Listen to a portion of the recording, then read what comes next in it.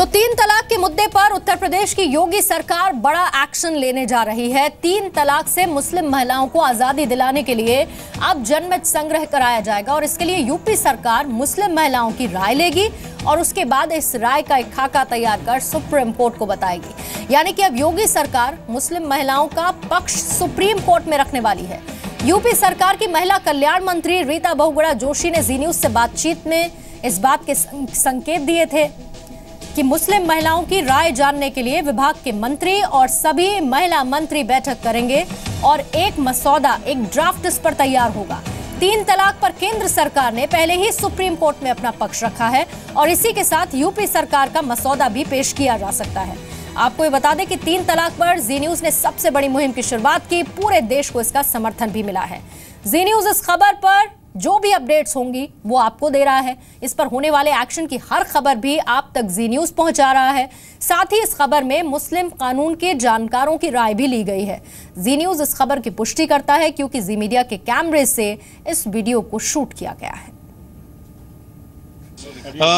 इस वक्त यूपी की कैबिनेट मंत्री रीता बहुगुणा जोशी हमारे साथ हैं।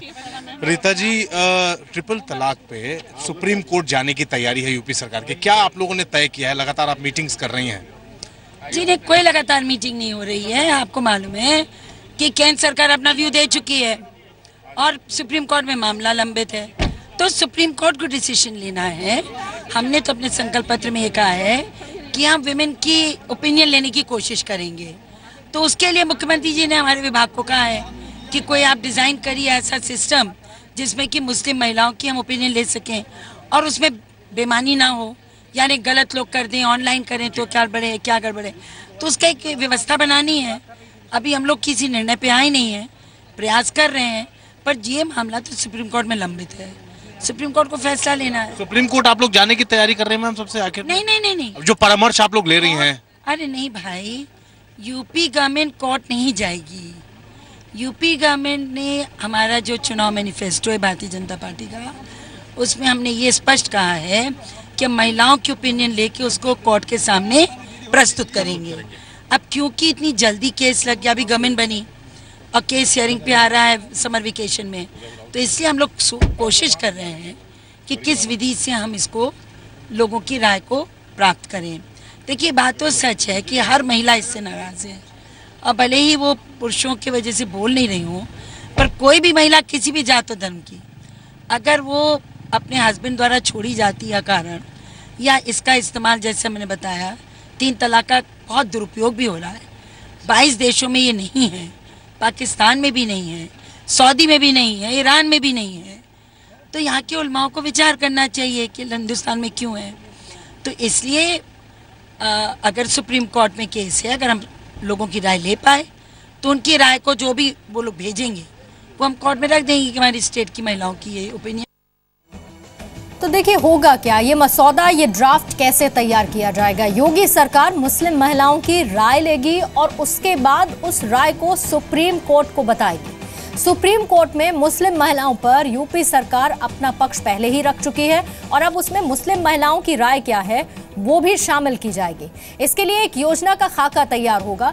इसके साथ ही जब शादी होती है तो उसका पंजीकरण यानी कि रजिस्ट्रेशन जरूरी करने का प्रस्ताव भी लाया जाएगा। ये मापदंड होंगे उस मसौदे के।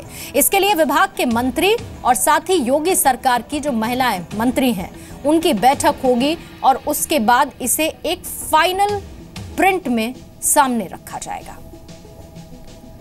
All India Muslim post law board के उपाध्यक्ष कल्बे सादिक ने कहा है कि वो 1.5 साल में खुद ही 3 तलाक खत्म कर देंगे। साथ ही आरएसएस नेता इंद्रेश कुमार ने कहा है कि मुस्लिम महिलाओं को समान अधिकार की जरूरत है। मुस्लिम पर्सनल बोर्ड इसकी तरफ मुतवज्जे है, ध्यान रख रहा। कलकत्ते में जो हुआ था उसमें हम थे, वहाँ मौजूद थे, उसमें लोगों ने तय किया कि हम खुद इस बुराई को समाज से मिटा देंगे।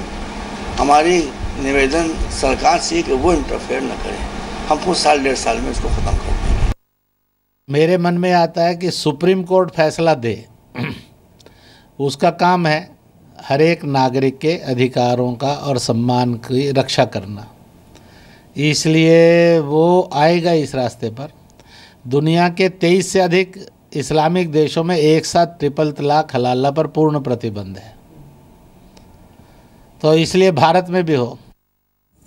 योगी सरकार ने मुस्लिम महिलाओं के 3 तलाक की बीमारी से हटाने की कोशिशें शुरू कर दी हैं। केंद्र सरकार ट्रिपल तलाक, हलाला, बहुविवाह जैसी प्रथाओं का विरोध लगातार करती रही है।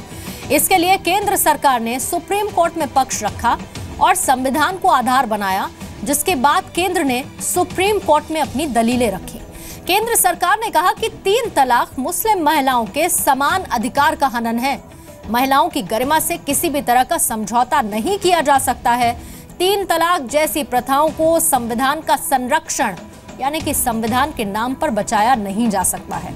इसके साथ ही सरकार ने यह भी दलील दी कि 3 तलाक मुस्लिम महिलाओं को आर्थिक तौर पर कमजोर कर रहा है और इसीलिए 3 तलाक को बैन किया जाए।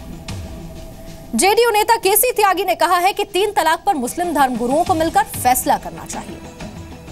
कबली सादिक मुस्लिम पर्सनल लॉ बोर्ड के एक फैक्शन के लीडर हैं और मुस्लिम पर्सनल लॉ बोर्ड भी इस मामले पर बटी हुई है। इसलिए मुस्लिम धर्म गुरुओं पर ही ये छोड़ देना चाहिए कि वो इसमें किस तरह से क्रांतिकारी सुधार लागू करते हैं।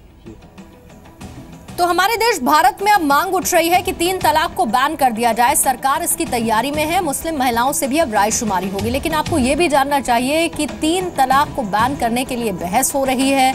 ऐसे कौन कौन से मुस्लिम देश हैं जहां पर ट्रिपल तलाक जैसी प्रथा है ही नहीं? सबसे पहले भारत के पड़ोसी देश पाकिस्तान में 3 तलाक जैसी प्रथा नहीं है। इसी तरह से बांग्लादेश में भी ये प्रथा नहीं है। फिर अल्जीरिया, इजिप्ट, ईरान, इंडोनेशिया, यहां पर भी 3 तलाक पर पाबंदी लगी हुई है।